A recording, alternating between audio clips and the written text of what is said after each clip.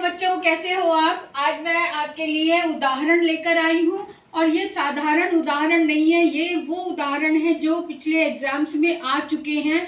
8-10 सालों के एग्जाम जो हो चुके हैं उन पेपर से छांट कर मैं ये उदाहरण लाई हूँ और ये सभी के सभी इम्पॉर्टेंट हैं जो कॉमन वे में आपकी पुस्तकों में नहीं मिलते हैं और ये वो हैं जो पेपर में आ चुके हैं, इसलिए इसको ध्यान से देखिए, समझे।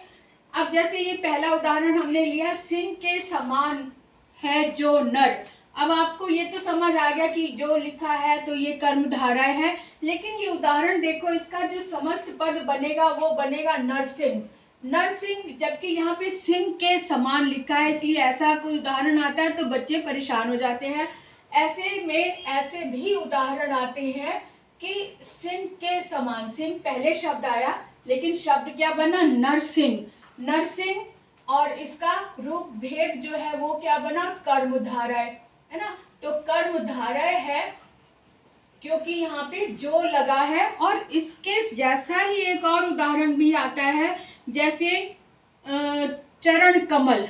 चरण कमल में भी अगर हम विग्रह करते हैं तो कमल के समान चरण आता है, उसमें भी चरण पहले लगा है लेकिन विग्रह जब करते हैं तो कमल के समान। तो इस तरह के भी उदाहरण आते हैं, आप लोग अपने माइंड में रखें। दूसरा लिया हमने, गुरु के लिए दक्षिणा। गुरु के लिए ये स्पष्ट है कि ये के लिए जो है कर्म, ये जो कारक चिन्ह है यानी के लिए, यानी चतुर्थी है, चतुर्थी यानी संप्रदान है, तो ये संप्रदान तत्पुरुष है इसका। और इसके लिए जो समस्त पद बनेगा वो बनेगा गुरु दक्षिणा। ठीक है, तो गुरु दक्षिणा भी मैं लिख दूं यहाँ पे, गुरु दक्षिणा। और इसका भेद है तत्पुरुष समास, और तत्पुरुष में कारक है संप्रदान। संप्रदान मैं यहाँ पे ब्रैकेट में लिख रही हूँ, ये संप्रदान। उसके बाद देखो, कनक सी, कनक की सी है जो लता। अब यहाँ पर भी जो लगा है यानी कनक के समान है जो लता, तो इसका समस्त पद बनेगा सिंपल वे में कनक लता। और यह भी कर्मधारय समास है क्योंकि जो लगा है इसलिए ये कर्मधारय हो गया, है ना। ये तो स्पष्ट हो गया होगा आपको, कर्मधारय। अगला देखो, जीवन भर। अब यहाँ पर इस शब्द को ध्यान से देखो कि ये जीवन भर किस तरह से यूज होता है। अगर हम किसी वाक्य में लगाते हैं तो जीवन भर को जीवन भर में ही लगाएंगे। अब इसी का जो समस्त पद होगा वो क्या होगा, आजीवन। आजीवन इसका समस्त पद होगा, और आजीवन से ही हमें समझ आ गया कि आ जो है ये उपसर्ग लगा हुआ है, जिसका पहला पद उपसर्ग होता है या फिर पूरा का पूरा पद ही अव्यय होता है। और ऐसे अव्यय शब्द को हम क्या कहते हैं, अव्यय भाव समास। अव्यय भाव समास, ये इसका भेद हो गया समास का। अब आगे देखो, 9 रत्नों का समाहार।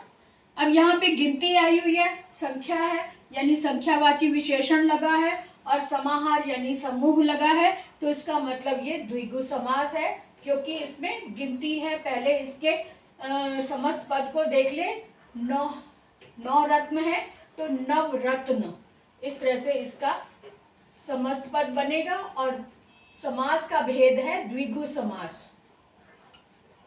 ठीक है, अगला है दही में डूबा बड़ा। ये शब्द भी बहुत बार पेपर्स में आता है और आप बच्चे जो हैं वो घबरा जाते हैं कि दही में डूबा, अगर दही बड़ा शब्द आया है तो उसको विग्रह कैसे करेंगे, या फिर विग्रह रूप आपके सामने आया तो उसका समस्त पद कैसे होगा, ये जरूर ध्यान में रखें। तो इसका समस्त पद बनेगा दही बड़ा, और क्योंकि इसमें में कारक चिन्ह छिपा है इसलिए इसको हम कहेंगे तत्पुरुष समास है। और तत्पुरुष होने के साथ साथ ये कारक चिन्ह भी हमें पहचानना होता है। में है तो इसका मतलब अधिकरण हो गया, तत्पुरुष अधिकरण।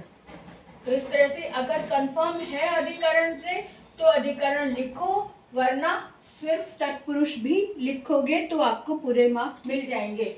अगला देखो, राम का आश्रय लिखा, यहाँ पर भी का चिन्ह आया है, इसका मतलब ये भी तत्पुरुष समास है।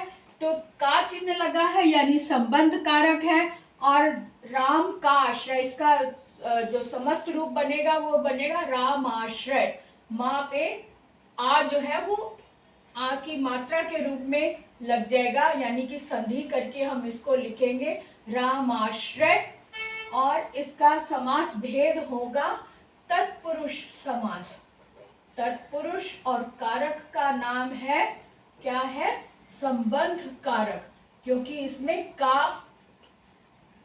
का चिन्ह लगा हुआ है। ऐसे ये जन्म से अंधा, अब यहाँ पर भी से चिन्ह लगा है, यानी कि ये भी तत्पुरुष समास है।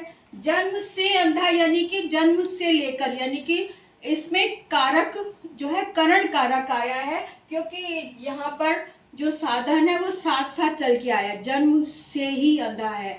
तो यहाँ पे तृतीय विभक्ति का है यानी करण कारक है, तो इसका जो समस्त पद होगा वो होगा जन्मांध, जन्मांध, ठीक है।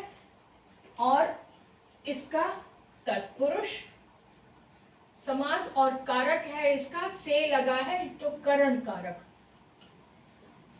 करण तत्पुरुष हो गया। अब आगे देखो, संसार रूपी सागर, ऐसे शब्द भी आ जाते हैं, रूपी लगा है लेकिन इसका अर्थ देखिए तो के समान निकलता है, तो संसार के समान सागर आया है, तो रूपी लगा, फिर भी ये हम कहेंगे कि ये के समान है तो कर्मधारय हो गया। और इसका जो समस्त पद होगा वो क्या होगा, संसार सागर, संसार सागर, संसार के समान आ रहा है इसलिए ये हो गया कर्मधारय।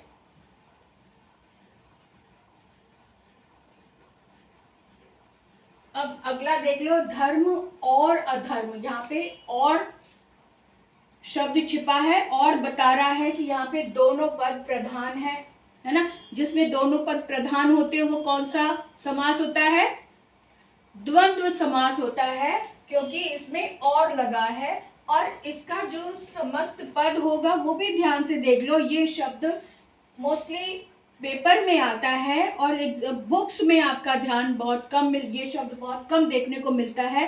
तो इसका समस्त पद भी देख लो कैसे लिखा होता है, धर्म, इसका संधि करके, ये वाला आ इसमें संधि करके लिखेंगे तो धर्म, आ की मात्रा लग जाएगी, धर्मा धर्म, इस तरह से आ जाएगा, धर्मा धर्म, इस तरह से लिखा होता है। तो बच्चे कंफ्यूज हो जाते हैं कि इसमें इसको कैसे लिखे, क्योंकि आप बच्चों के दिमाग में ये बात बैठ चुकी है कि ऐसे द्वंद्व समास के बीच में डैश होता है यानी योजक चिन्ह होता है।